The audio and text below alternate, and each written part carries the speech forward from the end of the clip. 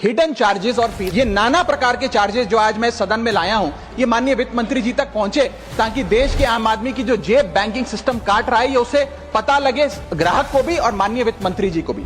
Minimum balance penalty, यदि आप न्यूनतम बैलेंस नहीं रखते हैं तो 100 से 600 रुपए प्रति माह बैंक आपका काट लेता है। इस चार्ज को लगाने के बाद बैंकों ने वित्तीय वर्ष 22-23 में 3500 करोड़ रुपए मिनिमम बैलेंस पेनल्टी के नाम से लोगों से वसूले हैं। मैडम, एक्स्ट्रा एटीएम यूजेज, आपको एटीएम ट्रांजैक्शन के लिए 2 से 3 की मोहलत मिलती है, 2 से 3 की इजाजत मिलती है बैंकों द्वारा। अगर आप चौथा 5वां ट्रांजैक्शन कर लें तो हर ट्रांजैक्शन पे 20 रुपए एटीएम चार्ज आपको देना पड़ता है। इनएक्टिविटी फी 100 से 200 रुपए सालाना। फिर बैंक स्टेटमेंट आप मंगवाते हैं तो बैंक स्टेटमेंट इशुएंस चार्जेस के नाम पर आपसे 50 से 100 रुपए लेता है। फिर आप कहते हैं हमें एसएमएस अलर्ट के माध्यम से मेरे बैंक के खाते में क्या आ रहा है उसकी जानकारी मिले, तो एसएमएस अलर्ट चार्जेस के नाम पर भी प्रति क्वार्टर 20 से 25 रुपए आपसे लिया जाता है। ऑनलाइन पेमेंट करेंगे एनईएफटी की तो ट्रांजैक्शन फी भी ली जाती है। जबरदस्ती आपको पहले लोन बेचते हैं और फिर उसके बाद लोन प्रोसेसिंग फी के नाम पर 1 से 3% लोन अमाउंट का काट लेते हैं। साधारण सा सिग्नेचर बदलवाना हो, नॉमिनी की डिटेल्स बदलवानी हो,